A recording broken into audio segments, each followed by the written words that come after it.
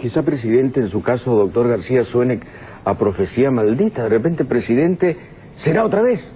Bueno, para algunos, digo yo. Ese caso, la profecía maldita...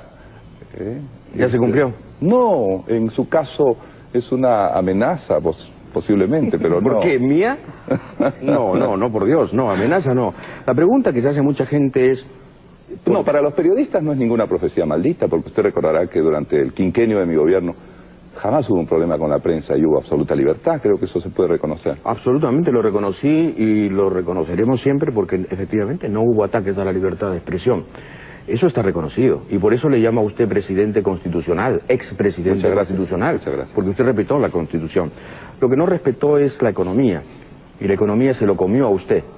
La economía lo devoró a usted porque la economía evidentemente exige un trato muy solemne. Con la economía no se juega, creo que ya lo entendió. La pregunta que yo le hago ahora es, creo, la que se hacen muchos televidentes. Este señor viene, muestra signos de arrepentimiento, queremos creerle, queremos olvidar la página del fujimorismo en donde este señor fue tan satanizado, pero la pregunta es, ¿se habrá arrepentido de verdad? ¿De verdad se ha arrepentido? ¿O es que nos está volviendo a jugar el cuento de gran orador, excelente y cautivador, hipnotizador de multitudes? Maravilloso mago de la palabra. Pero ¿y de adentro? ¿Se habrá arrepentido de verdad? Dice la gente. Doctor García, ¿usted cree que puede responder? Sí, pero creo que eso lo puede responder mejor usted, que conoce tan profundamente el alma humana, porque hace una radiografía de tal calidad que realmente atemoriza. Yo no usaría el término arrepentido, diría que los años hacen pensar, reflexionar, y por ende reconocer lo que puede haber habido de errores sin dejar lo que ha habido de aciertos, en lo que no se puede ser mezquino, y eso impone que ante nuevas situaciones se tengan que plantear propuestas diferentes y naturalmente no se puede incurrir en cosas que ocurrieron antes. La inflación, que es lo característico del periodo final de mi gobierno y que es lo que ha quedado grabado en la memoria y que fue grabado durante 10 años gracias al aparataje publicitario del régimen dictatorial. Pero que fue un desastre, ¿no? No, evidentemente. Yo no usaría ¿Qué iba a decir sobre la inflación? Lo he cortado, pero me interesa mucho. Decía que la inflación es el punto subrayado del fin del gobierno. ¿Y entonces? Y por consiguiente, sobre él tenemos que hablar, sobre él tenemos que reflexionar, para no repetir errores que pudieron aumentar la inflación, que sin embargo no era privativa del Perú, y que no era privativa de mi gobierno, porque venía, como usted dice, de la época del presidente Belaúnde, la proyección enero-julio. En 1985 era 250, sé que aumentó mucho más como en otros países del continente. Entre el 85 y el 90, Dennis Falvey, que no es precisamente un enemigo suyo, calcula que su inflación, y me lo ha escrito ahorita, pues se lo pedí a un economista independiente. A ver, Dennis, ¿cuál fue la inflación de Alan García? Y ahí está, periodo 85-90, 2 millones. Claro, porque esa es una multiplicación día a día de la inflación. Lógico. Eso también tiene algo de demagógico por parte de Dennis. Algo teórico. Evidentemente, pero, César, también los salarios aumentaron. Y lo que le importa a la gente es qué puede comprar, con inflación o sin inflación. Hoy día no hay inflación. ¿Qué puede comprar la gente? Murillo, del Instituto de Estadística, reconoció que se podía comprar la mitad con los salarios de hoy. Doctor, ¿usted defiende la inflación? No, defiendo la capacidad adquisitiva de la gente. Pero se pierde con la inflación. La inflación es la... evidentemente. Es la evaporación del salario. De acuerdo, usted está defendiendo la teoría fujimorista por la cual todo tiene que ser sacrificado a la inflación. No, yo estoy defendiendo la fortaleza de la moneda que usted dijo defender el otro día en Bogotá. Sí, pero lo que estoy demostrándole es que con las cifras del Instituto de Estadística la gente compraba más pese a la inflación, César. De acuerdo, podía comprar más, pero era ficción. Era pura ficción. Lo que se come no es ficción. No, perdóneme, había colas en su periodo. Naturalmente, pero lo que se come no es ficción. Pero vamos y a ver. Lo que produce el país en agricultura, que era más en esa época, tampoco es ficción. E inclusive lo que produce el país en petróleo tampoco es ficción. Era una ficción porque cosas? Las horas que ese obrero trabajaba para comprarse un chancay aumentaban todos los días. No. Porque el chancay aumentaba, pero su salario no aumentaba a la misma velocidad. La inflación llegó a ser de tal velocidad que solo los burócratas se indexaron los sueldos y produjeron más inflación porque había que emitir más dinero. ¿Se da usted cuenta de lo que está diciendo? Claro. En este momento... ¿Se da usted cuenta de lo que hizo? En este momento, La gente ya no trabaja 8 horas, César, trabaja 10, 12 hasta 14 horas. Ese es uno de los gravísimos problemas del empleo actual y de los servicios que explotan a la gente y a los jóvenes. De manera que no me puede decir que en esta situación estamos mejor que antes. Pero usted se ha confundido, doctor García. Usted cree que está hablando con Boloña. Está hablando modestamente con César Hildebrand, que se enfrentó a Boloña. Modestamente con un señor que no es economista y que no es Boloña y que no está con el proyecto fujimorista de vender los puertos y vender los aeropuertos y robar todo lo que se pueda. No, señor, perdóneme. Yo creo tener una, digamos, mínima autoridad moral como para poder decir Fujimori ha sido un desastre. Económico. Pero usted también. Económico. Sí, doctor, pero usted también. De acuerdo, de acuerdo. Hemos tenido serios problemas, pero la receta con la cual dijeron que se iba a curar todo esto y que aplicaron brutalmente con 10 años de dictadura militar resultó muchísimo peor. Eso es lo que estoy diciendo. Correcto. Y si encima digo, me comprometo a la estabilidad monetaria, eso estoy es importante. dispuesto a entregar el Banco Central de Reserva a la oposición, porque es importante que haya quien garantice la emisión de la moneda.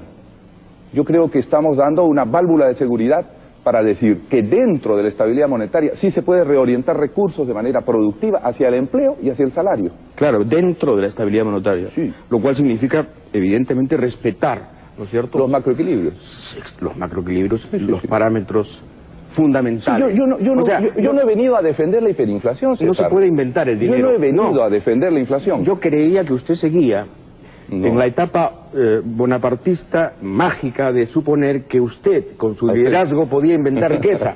Porque usted creyó eso en un momento, dígame que no. Usted creyó que inventaba riqueza y lo que hacía era, efectivamente, redistribuir de un modo brutal la renta, el ingreso, pero con consecuencias terribles, ¿no? Bueno, supongamos que fue así, César. Supongamos que fue así y que ese fue el error. Fue un error pero de buena voluntad. De buena voluntad. En 10 años hemos visto acciones de maldad que eran diferentes. Entonces lo que yo vengo a decirles es eso. Yo se lo he dicho al Perú y no tengo ambajes ni problemas en decirlo. Oiga, ¿para qué me presento de candidato? Si no es para decir, esto estuvo mal en el primer gobierno, esto es lo que hay que corregir y mantener en el segundo. ¿Qué hay que corregir? Ya me dijo la inflación. La relación con la moneda, la relación muy bien. También la relación del gobierno con el país, que debe ser mucho menos partido y mucho más país. ¿Me entiende? Yo no creo ya en los sistemas cerrados, en las capillas cerradas e ideológicas completamente. El mundo es mucho más abierto, cambia demasiado para que uno se encierre en 4 libros o en 4 teorías, y mucho menos en un grupo humano solamente. De manera que la relación de un gobierno que yo llamo de unidad nacional con el país tiene que ser completamente diferente a la que fue entonces. ¿No le hubiera convenido venir a reconstruir el partido que casi destruyó? En vez de... ¿Cómo le gusta a usted decir cosas, no? En vez de apetecer la presidencia que ya aprobó. ¿Por qué no se tomó estos 5 años? Tendría 56 la próxima vez. Sería casi se diría un adolescente de la política latinoamericana que conoce octogenarios y nonagenarios.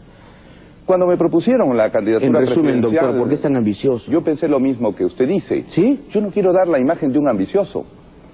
Lo que veo es, César, y entremos en materia, ¿ya? Que así como hubo fujimorismo dictatorial y político que usted combatió con enorme valentía, yo le reconozco algunas virtudes, como usted ve, hay también un fujimorismo económico que peligra de mantenerse igual. Y lo que a mí me alarma es que los candidatos que se presentaron significaban un mantenimiento de ese fujimorismo económico. Hay mucho temor a hablar de regulación de tarifas, y usted sabe a qué nivel están las tarifas en el país. Hay mucho temor a atacar esta institución nefasta que es el service. Hay mucho temor a volver a hablar de crédito agrario. Pero cuando hay libertad no puede haber, pues, regulación de tarifas. Porque las tarifas se regulan por el mercado. Entonces, ¿qué? ¿Inglaterra no es libre? ¿Pero usted quiere qué? ¿El laborismo inglés de los 60? No, el laborismo inglés de Tony Blair, de la tercera vía. Sí, ¿y cuál es el laborismo inglés? Es un laborismo que es tan capitalista que los obreros ya no reconocen nada de socialismo. Pero el laborismo inglés sabe controlar las tarifas, sabe aplicar impuestos al exceso de ganancias en las tarifas y sabe concertar a los usuarios para que participen en la regulación de las tarifas. Bueno, pero y finalmente, es un método perfectamente capitalista y civilizado. En Estados Unidos también hay regulación de tarifas. ¿Y por qué no se ha hecho con Fujimori y por qué no se plantea activa y abiertamente por los otros candidatos? Porque Fujimori es el esperpento del liberalismo. Fujimori no tiene que ver con liberalismo. Fujimori fue un ladrón. Pero los actuales candidatos no lo han planteado. Pero, escúcheme, usted dice, los candidatos se parecen todos entre sí porque están planteando una especie de continuismo fujimorista. No, si se ha dicho explícitamente, no hay que creo hacer que fujimorismo sin Fujimori. No creo que sea justo eso. Se dijo eso. Toledo no creo que quiera hacer continuismo, ni Lourdes de Flores como social cristiana. Lo que pasa, doctor García, es que a usted no le gusta que haya ciertos parámetros inamovibles de la economía. Es como entrar a un templo. En un templo, ¿qué pasa? Hay incienso, hay fieles, hay una hornacina, hay santos, hay rezos, hay credo, hay credulidad. No hay otra cosa, no puede haber otra cosa. La economía tiene parámetros inamovibles que son de hierro, son corsets de hierro, doctor García. No. Perdóneme usted, César. Eso es un gran tema. ¿Podemos dar una pausa? Sí, pero creo que está... Está lo comercial después. No, vamos a seguir hablando. Comerciales. Vamos a seguir hablando. Eso de decir que no se puede hacer nada por la gente, por eso soy candidato. Oye, porque yo sí creo que se puede hacer algo por la gente. Vuelve el doctor García a explicarnos. Explicándonos algo. Sí, yo decía que la actitud de decir que nada se puede hacer porque hay leyes inflexibles y cánones es lo que a mí me parece absurdo. Todos los gobiernos hacen cosas. Europa, por ejemplo, paga a sus campesinos para que no produzcan. Estados Unidos juega con los aranceles de los espárragos, impidiendo o permitiendo el ingreso de productos extranjeros. Nosotros somos los únicos que con Fujimori hemos adoptado canónicamente, religiosamente, esta teoría del libre mercado que parece que el mercado gobierna el país mientras el Estado solo se dedica a robar. Entonces, yo sí creo que se puede hacer un proceso de reactivación por el cual las tierras que están abandonadas comiencen a producir y las industrias que están detenidas vuelvan a captar empleo. Yo pienso que esta es la mejor posibilidad que tiene el país, aún en la crisis que vive. Claro, usted tiene razón, Europa tiene regulaciones, tiene sistemas de defensa, tiene líneas Maginot arancelarias para proteger su propia y ancestral agricultura, eso es cierto, pero no olvide que la inflación media europea es 4,5%, 5%, la más alta, la irlandesa, es 5% y están aterrorizados, la media europea es ahora 2,5%. Entonces, claro, con una inflación así y conservando, desde luego, la sensatez central de la economía, sensatez que consiste en, eso sí, dentro de ciertos parámetros hay cosas intocables, hay esencias que no se pueden tocar. Perfecto, pero vamos a ver qué es lo que se puede y se debe cambiar. Eso. Necesitamos orientar a la agricultura una cantidad de recursos de las que ha sido privada. Durante los últimos 6 o 7 años se han puesto menos de la mitad de fertilizantes que antes se aplicaban a la agricultura del Perú. Y eso abre un periodo de tierra desfosfatada muy peligroso para la agricultura. Necesitamos aplicar créditos sobre cientos de miles de hectáreas que en este momento no producen porque el crédito comercial, que vale 20 o 30% en las provincias, es imposible de alcanzar para los campesinos. Entonces lo que yo digo es, este crédito no es dinero tirado al viento, no es dinero inventado para echar al viento, va a fructificar, se va a utilizar. Depende. Sí, normalmente, depende, es cierto que pueden haber sectores que no lo utilicen bien, pero en lo básico. La vez pasada el Banco Agrario no funcionó como usted quería, no se convirtió en semillas ni en tractores, se convirtió a veces en casas en Cieneguilla. Yo no dudo. ¿No lo recuerda? No dudo que puede haber sinvergüenzas en muchas cosas, pero, César, usted no me puede negar que el cultivo global de papas en el Perú era más grande en 1990 que hoy. Hoy importamos papas del Ecuador. Ya. Yo he demostrado. Pero ¿por qué no se preocupa por la agroindustria, que es la que nos va a dar divisas para que usted pueda gastar? Ese es un segundo paso importante. ¿Sabe qué haría yo con los productores de papas? Pero ¿me concede o no que en 1990... permitir que el dinero no se inventa? El dinero es un reflejo del trabajo y de la riqueza social y productiva. Muy bien, a partir de eso usted puede hacer todos los ajustes. Puede tener una economía proestatista como la francesa, mixta como la sueca, abiertamente capitalista como la española, ¿verdad? Con rezagos feudales, sin embargo, en el sur. Pero sobre bases muy ciertas, doctor García, y es lo que quería decirle, no haga una caricatura de lo que yo dije. Yo dije, producíamos más maíz amarillo, más papas, más trigo, más azúcar. Le concedo eso, pero le voy a añadir algo que a usted le va a parecer horroroso, desde luego, y me va a poner una cara de asombro tremenda. La verdad es que yo no le daría prioridad al cultivo de papas. Porque el cultivo de papas, al final de cuentas, ¿sabe qué cosa es? ¿Sabe qué cosa es? Para mí, es parte de toda esta herencia horrorosa del yanacollaje y de la explotación y del autoconsumo y de la economía piltrafuda de los Andes que no nos lleva a nada. No nos lleva a nada. Perdóname, César, pero acaba usted de decir una cosa atroz. Así es. Yo sabía que usted... En mal sentido. ¿Usted prefiere que sigamos importando trigo extranjero en vez de comer papas nacionales? Se ha probado ya que el trigo no es fácil de cultivar en el Perú. No, no es fácil. Y vamos a ser importadores. ¿Y por qué no cultivamos papas, que es lo que somos originales y expertos después de miles de años? ¿Y por qué no somos agroexportadores como los chilenos? Pero naturalmente, ese es un Los chilenos viviendo en una franja que podría ser perfectamente la prolongación, casi, no digo, en fin, una mala palabra, del Perú. Hombre, exportan en salmón $1.000 millones. ¿Y sabe cuánto? Creo que es un poco elevada la cifra. No, en salmón solamente 1.000 millones. Pero en agroexportaciones, 6.500 millones de dólares. ¿No los envidia usted? No, absolutamente. Pero ese es un complemento del cultivo andino de las papas. Tenemos una costa que es un invernadero, mejor en clima que el... Podemos aplicar como para exportar. Pero no olvidemos que tenemos cientos de miles de campesinos a los que llegar. De manera que yo me remito simplemente a los volúmenes producidos para decir que hubo más producción y por ende más comida. Oiga, en Huánuco en 1990 se cultivaban en Guariaca y cerca de Huánuco 18.000 hectáreas. El 97 solo 3.000 hectáreas por importar papa del extranjero. ¿Por qué tenemos que endeudarnos para financiar el trabajo de agricultores extranjeros en vez de financiar el trabajo de nuestros agricultores? Yo no dudo que la agricultura tiene que avanzar. Habrá que dar todas las exoneraciones arancelarias, promocionar de 1000 maneras. Pero usted tiene muy a flor de diccionario palabras como exoneración, estímulos, subsidios, préstamos. La economía no es así, doctor García. Dígame usted, ¿por qué el Eximbank en Estados Unidos puede prestar a una tasa diferencial para las industrias que sí les interesan a los norteamericanos? Bueno, porque manejan el mundo. Bueno, manejan el mundo. Manejan su economía. Comencemos por manejar nuestro pequeño mundo, César. No nos rindamos a decir...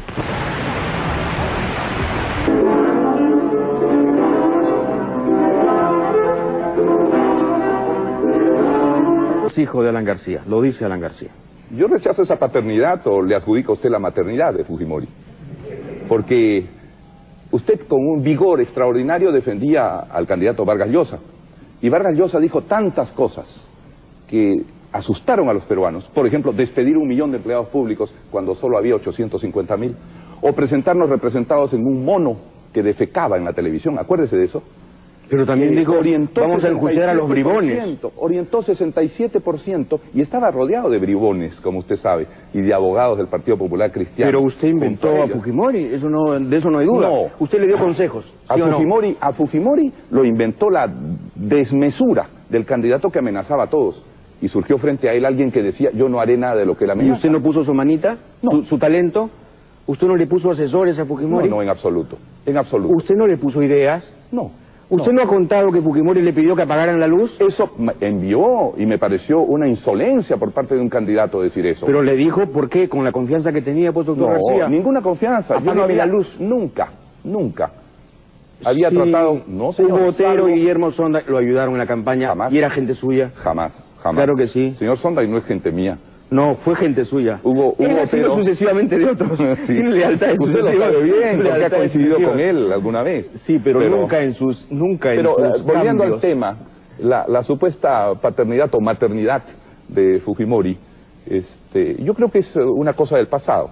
Fue una circunstancia en la cual se abrió un vacío de poder, porque había un candidato que amenazaba mucho y había un gobierno que no iba a continuar. Bueno, yo le voy a describir otro escenario. A ver.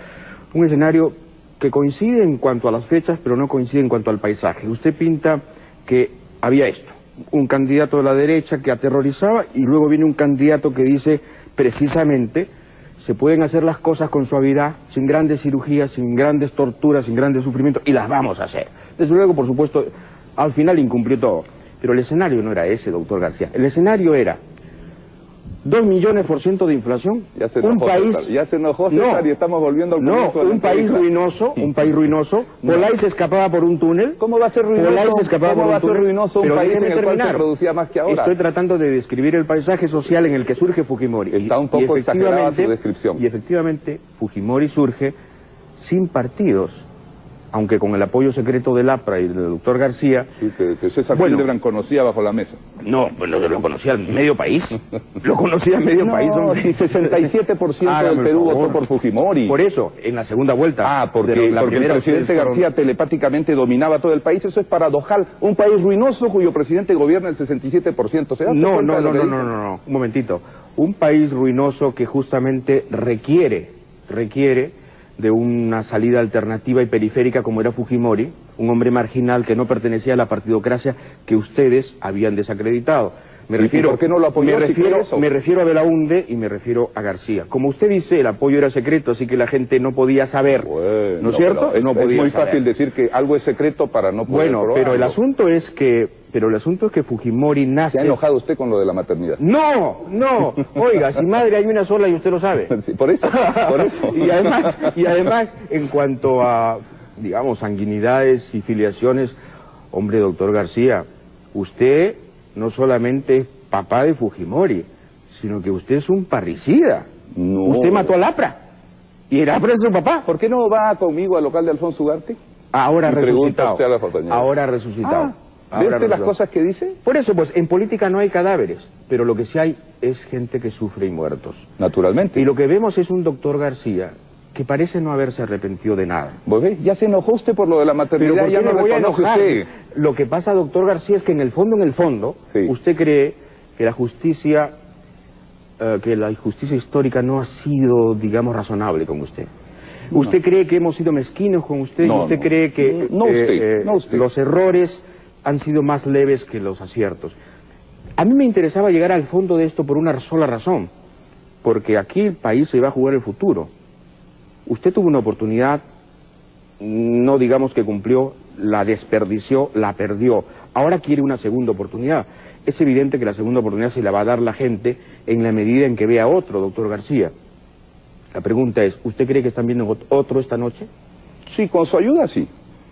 Y yo pienso que está usted más que entrevistando, sentenciando y estigmatizando.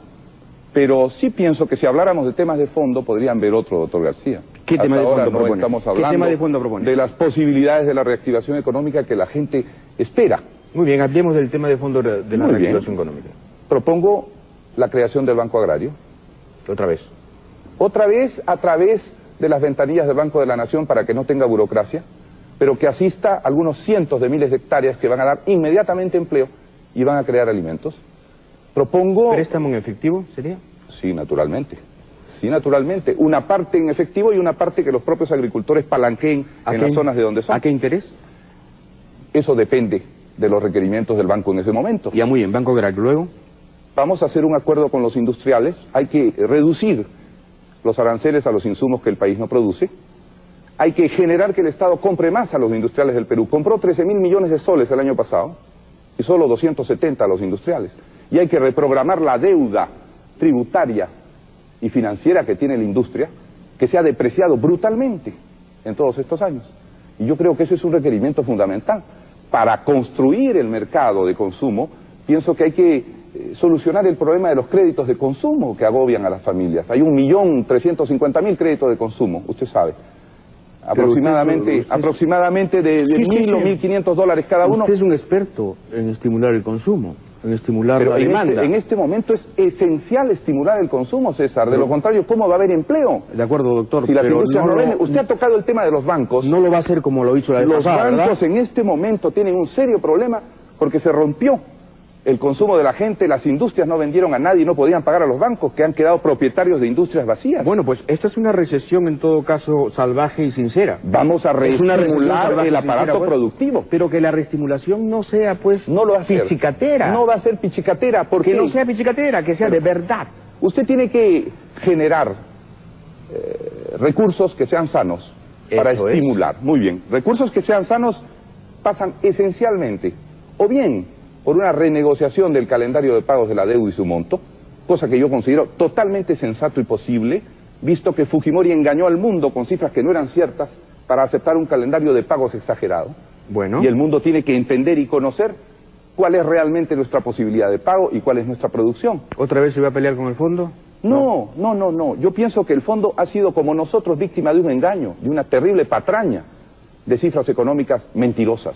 Y tiene que saber la verdad y entender que el Perú no produce 70.000, sino posiblemente 50.000 millones en este momento. ¿Y quién sería su ministro de Economía, doctor García? Yo todavía no lo he definido, pero como le he dicho... ¿Alguien de la oposición? Desde el comienzo, podría ser. ¿Por qué no? El Perú en este momento no lo va a salvar un partido, César.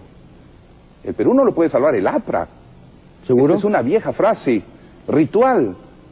Pero Dios mío. necesitamos de todos los peruanos, los técnicos, ¿Sabe que fundamentalmente. he visto como si fuera un espectro detrás suyo? No me diga quién ve, usted ya está de vidente ahora. No, he visto una sombra horrorosa.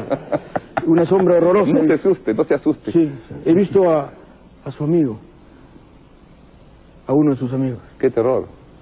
¿A quién? Dígame. A su amigo, al predilecto, al maravilloso, al perfecto, al inteligente, al más inteligente de todos sus amigos. ¿Quién? César Hildebrand. No. Vázquez Bazán. Vázquez ¡Por Bazán mi madre que lo he está visto! en Estados Unidos. Lo he visto detrás suyo. Está muy lejos. Huye ahí, huye. No crea usted en fantasmas y en espectros, César. Vaya usted a la iglesia más frecuentemente. O vaya usted a un psiquiatra. Ay, doctor. Eso le va a hacer muy bien. ¿Me puede recomendar el suyo? No, como naturalmente. Oiga, Bailey, ya falta aquí, ¿ah? Ya falta Bailey. Ya se va apareciendo el programa el de Bailey. Sí, hasta este momento. esa es una gran frase.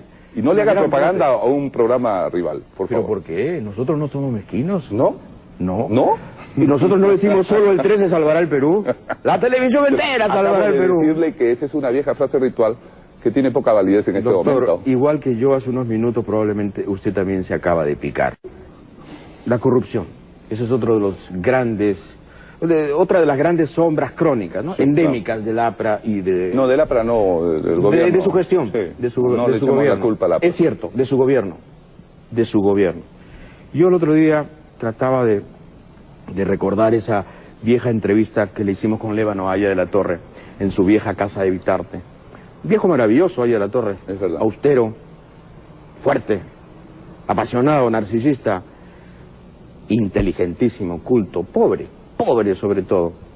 Y yo decía, ¿cómo este hombre funda un partido y luego vienen sus mejores jóvenes, sus delfines más listos? Es evidente que usted es lo mejor que le ha pasado al APRA en términos intelectuales. No hay duda de eso, habría que ser un estúpido para negarlo. Pero, vaya, ¿cómo pudieron hacer tanto destrozo en el partido? Pero... No fue así, no fue así. Pero la no cosa exagere, no es... no exagere. De acuerdo.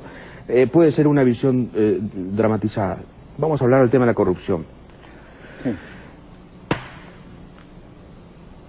Yo le hice una pregunta una vez, usted me contestó con mucha energía, el 91, me acuerdo, antes de que me cerraran el programa. No hay nada que usted deba contarnos de lo cual se arrepiente, no hay ninguna amistad de esas generosas que a usted lo convirtieron en un receptor de bonificaciones no declarables. Le respondo lo mismo que entonces, no. ¿No robó usted, doctor García? Absolutamente no. Cuando uno quiere un sitio en la historia, no necesita dinero. ¿No permitió que robaran? Si robó a alguien, no fue con mi permiso ni mi concesión. ¿Cómo que si robó a alguien? ¿Y el BCCI? Señor, el presidente tiene que responder de cada cosa que ocurra en tantos de No, los pues, bancos que pero existen. digo... Lo que yo quiero decir aquí es que los ¿Cómo? señores que fueron inculpados, encarcelados, ¿Por y fueron Fujimori? extorsionados por el procurador para que dijeran que algo tenía que ver yo, sufrieron varios años de cárcel y jamás aceptaron esa barbaridad. Sí, pero el dueño del BCCI alguna vez lo vio usted en Palacio. Jamás, perdón, jamás. ¿Jamás? Jamás. Lo único que se dijo en esa persecución absurda que hicieron fue el fax de una secretaria que decía que iban a pedir una cita para un dueño que yo no vi ni conocí. ¿No lo conoció? Jamás, jamás. Eso está probado en el expediente. De acuerdo. Señora, a mí me persiguieron 2 años. Solamente 2.500 bancos dijeron que jamás tenía una cuenta en ellos. hay una cosa muy rara en lo del BCCI. En su gobierno ocurrió. El BCCI era un banquito y abrió aquí una sucursal. Y luego el BSR, con Leonel Figueroa de gerente y con Brian Jensen de presidente, le mete 260 millones de nuestras reservas a esa sucursal que, según el informe de la banca inglesa, pertenecía a un banco dudoso porque le ponían 4 de reputación de 1 a 5. Bueno, ¿y yo qué tengo que ver con el señor Brian Jensen, que ya murió y que era axiopopulista? ¿O las decisiones internas del banco, señor? Leonel Figueroa no tenía que ver con usted. A mí no me pedía permiso para decir dónde se compraba sus zapatos o sus corbatas o dónde colocaba las reservas. Pero usted como presidente... ¿Usted cree que al presidente Paniagua le están consultando en este momento los 30 bancos en los cuales se colocan las reservas? Eso es una injusticia. Pero Paniagua no es tan metiche como usted. ¿A usted no le interesaba dónde iban nuestras reservas? Otro adjetivo. Pero metiche es un adjetivo generoso. Metiche en el sentido de controlarlo todo. Bueno, no, porque uno no es experto en eso. Hay una gerencia con 30 o 40 personas que estudian cada uno de los bancos del mundo. Segunda pregunta, ¿por qué una vez aterrizó raramente en Luxor? ¿Por qué? ¿Por qué se fue a Luxor? Porque yo creo en la arqueología y la antropología. No voy a ir a hacer ningún negocio absurdo desviándome a Luxor. Pero no se vio ahí con un traficante. No, en absoluto. ¿No se vio ahí con un traficante de armas? Ningún traficante. Allí fue recibido por Boutros Ghali y por el señor Abderrahmane El Aziz, si usted se refiere a él como narcotraficante o traficante de armas. No, en absoluto. Que yo sepa, él jamás ha vendido un arma. ¿Y qué hacía ahí? Es egipcio. No, pero ¿qué hacía ahí con usted? Es egipcio. Yo venía de Harare, del sur del África, le explico geográficamente, y volviendo hacia Europa, ¿cómo no voy a detenerme en el Cairo y en Luxor un día? ¿Por qué no puedo detenerme? Ajá. Harare está por ahí, ¿no? Harare está en el sur del África y usted viene hacia el norte y pasa sobre Egipto. Claro. Muchas gracias por la cultura, doctor. Sí, es que a veces hay que aclarar las cosas. No, pues es que ¿Cómo se enoja usted? No, usted lo ha dicho como un atlas, como así, realmente. ¿Ah? Me parece muy bien. Entonces, aterrizó en Luxor, no para ver a ese individuo. No, sino para ver el Valle de los Reyes, obviamente. El Valle de los Reyes. Naturalmente. Que le concierne. El Valle de los Reyes. Usted me ve como rey y ese es su problema. ¿Por qué cree que es mi problema? Yo ¿cómo lo voy a ver como rey? No, hombre, usted cantaba Yo soy el rey. Sí, claro. Y entonces, ¿otro día me echa la culpa a mí? No, ¿quiere cantar conmigo? No, ¿cómo voy a cantar con usted? Imagínese, qué horror. Pero usted se sentía rey. No. Mire, si Luis XVI quiere que le diga... No, Luis XVI era un bobo, además. Luis XVI. 14. Ese era el del Estado Soy Yo. Sí, ese. No. Como usted, que es el rey de la vanidad televisiva y del reinado televisivo. Posiblemente cuando joven yo tuve también un poco más de vanidad de la debida. Sigue siendo joven, obviamente. Doctor. No, ya estamos nosotros más cerca de la tumba. ¿Usted se siente ya envejecido? ¿Tocado por la vejez? Bueno, tocado más que por la vejez, por lo que he vivido, ¿no? Yo soy un año mayor que usted y me siento abiertamente... Se han caído unas cartas ahí. ¿Ah? Se le han caído unas cartas. No, eran 3 años más. No, 48, disculpe. Agosto del 48. ¿Usted mentiría hasta en la edad? No, jamás. Es imposible. Usted nació el 49. Quizás intentaría. Usted nació el 49. El 49. Entonces yo le llevo un año. Y yo ya me siento francamente viejo, ¿ah? Yo también. ¿Quiere que le diga verdaderamente? Sí. Hemos envejecido porque en este tiempo se envejece más rápido. ¿Verdad? Oiga, nosotros somos de la tercera edad hace tiempo. A ver, si no tuviera usted su inteligencia reconocida y su habilidad televisiva, ¿usted cree que alguien le daría trabajo en la calle? ¡Genaro! No le daría. Tiene razón. Y nos duele la próstata ya.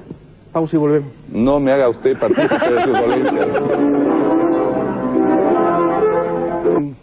La última parte del programa. Corrupción, muy bien, Luxor, Mirage. Yo nunca entendí bien lo de los Mirage. Yo tampoco, César. Héctor Delgado Parker, cuando vivía, me lo explicó en Miami. Terminé de entenderlo un poco. Y voy a hacer una confesión a todos los televidentes. El señor Ricardo Letts ha esgrimido este libro varias veces en este programa, el otro día debatiendo con Mauricio Mulder. Yo acabo de leer este libro. He leído las 40 páginas correspondientes a las conclusiones. Y en relación a los Mirage, debo decir que Carlos Malpica, en relación al señor Héctor Delgado Parker, no ofrece una sola prueba de lo que dice, y dice 200 millones de dólares se repartieron Héctor Delgado Parker y Alan García. ¿De dónde saca la cifra? No se sabe. ¿Cómo procede a hacer ese cálculo? No se sabe. Lo único que se sabe es que es el primer caso en que una reducción de flota determina más dinero para repartirse. No entiendo. Si había que repartirse algo, debían extender la flota y no achicar la flota. Porque evidentemente la flota no se revendió, porque en eso Dassault, la fabricante, tenía derecho de veto.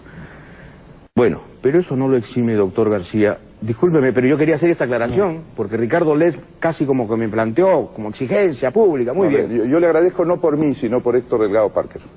Sí, porque fue un hombre inteligente y patriota. Era un buen hombre, Héctor Delgado Parker. Que hizo todo lo que pudo por reducir. Y yo se lo cuento en 2 palabras. El gobierno anterior compró 26 aviones, los más caros del mundo, de manera criminal y en mi concepto, para aceptar sobornos.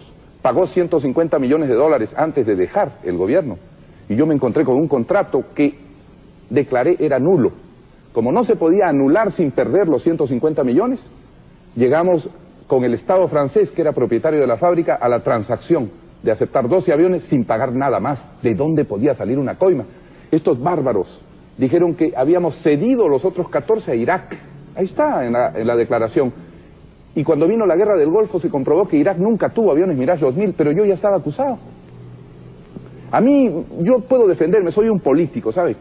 Yo puedo recibir, sin alterarme ni sulfurarme, todas las acusaciones. Las aguardo con serenidad, pero un hombre como Héctor Delgado, que después fue además raptado por el terrorismo, y que murió seguramente acongojado por esa acusación funesta, yo le agradezco mucho que haya dicho lo que ha dicho. Siempre sacando provecho, ¿no, doctor García? No. Yo quería mucho a Héctor Delgado. Eso sí le ruego no tomarlo con sorna. No, yo no estoy tomando con sorna. Ese hombre era mi amigo, ese hombre era padrino de mi hijo. A ese hombre lo quería mucho. Y yo estoy convencido que era absolutamente transparente. Y que los mejores consejos, algunos de los cuales no seguí, lamentablemente, vinieron de él como asesor. ¿Qué consejo no siguió? ¿Recuerda uno? Sí, por ejemplo, él proponía que la seguridad social ya entonces se convirtiera en AFPs. Y yo creo que hubiéramos avanzado regulando mejor esa situación, pero hubiéramos ganado tiempo.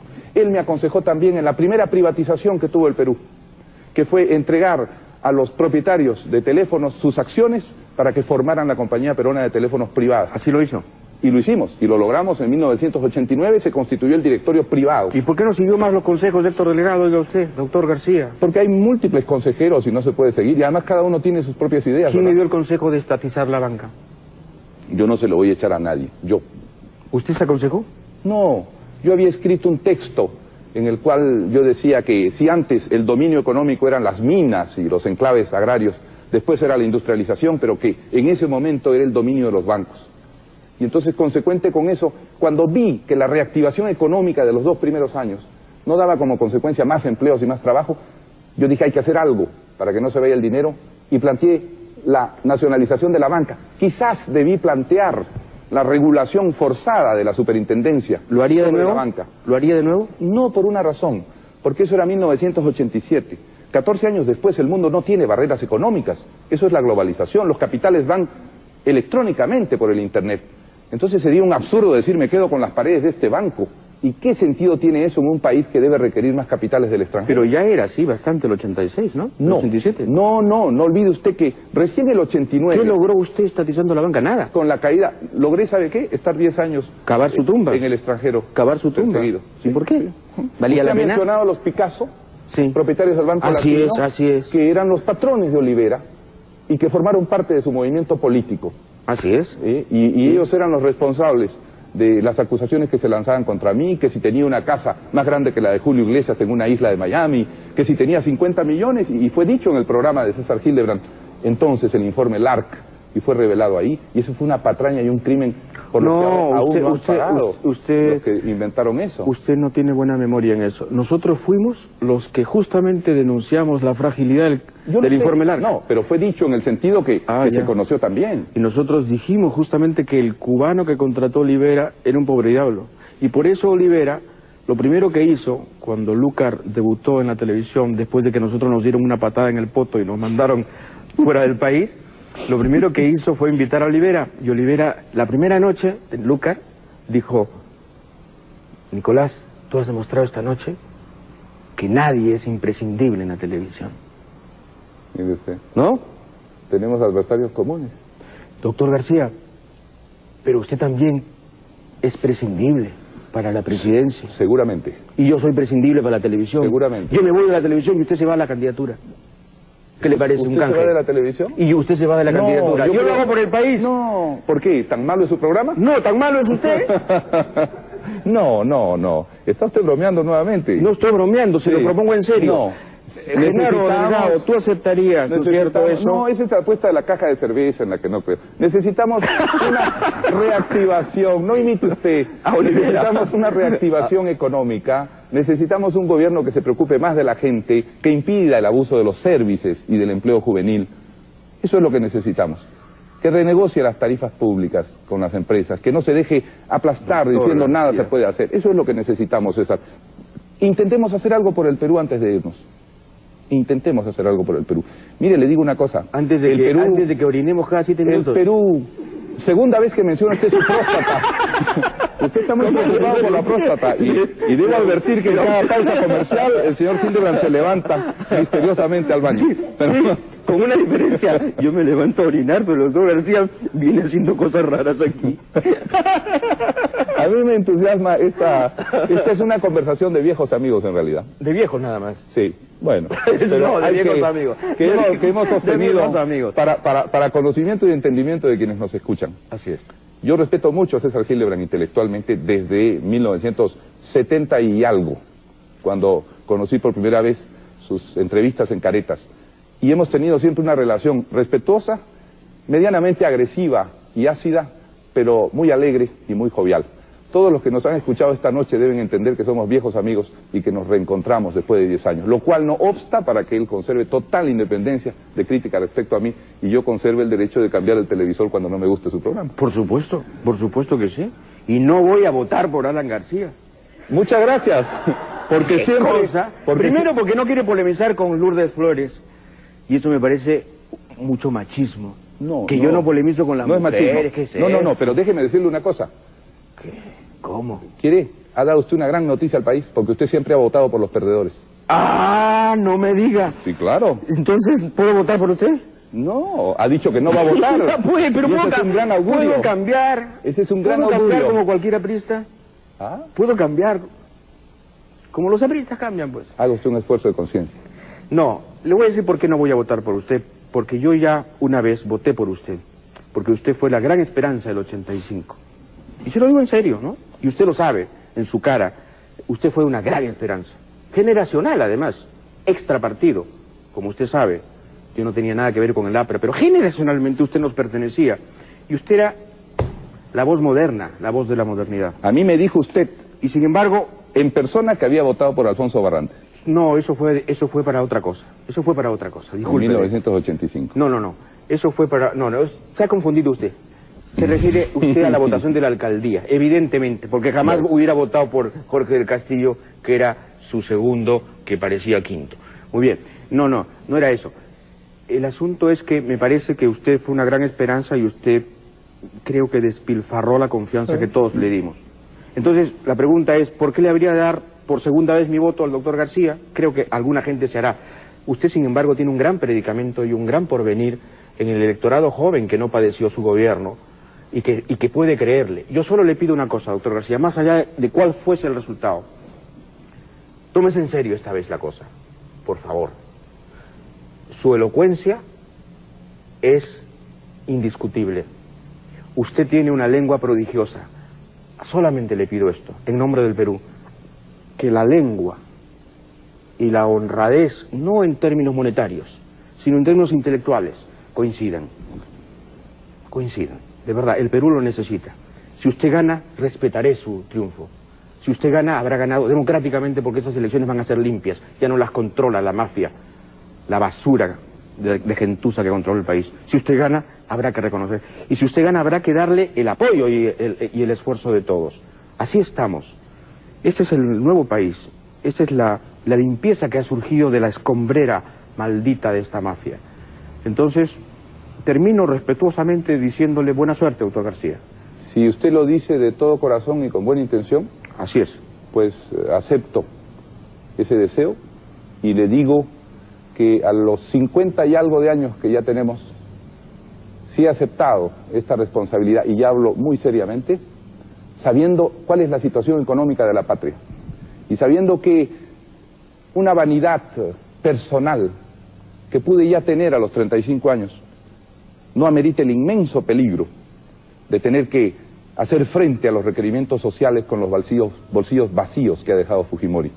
Si lo hago así, sabiendo cuál es el peligro de todos los que han vuelto al poder, sabiendo eso, Pérez, por ejemplo, ¿no? Es porque creo en el Perú, porque creo que se puede hacer algo por los millones de peruanos que están hambriados y desempleados. Y no es una frase retórica. Lo que más me ha impresionado al volver al Perú es la cantidad de gente en las calles sin trabajo, la cantidad de gente sin dientes en las calles.